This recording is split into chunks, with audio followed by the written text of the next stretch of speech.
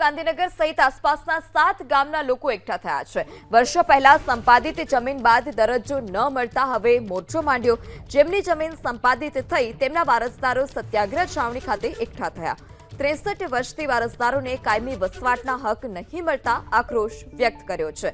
ત્યારે ગાંધીનગર સહિત આસપાસના 7 ગામના લોકો કે જેઓ એકત્રિત થયા છે, વર્ષો પહેલા સંપાદિત થયેલી જમીન બાદ દરજ્જો ન મળતા હવે તેઓએ મોરચો ખોલ્યો છે।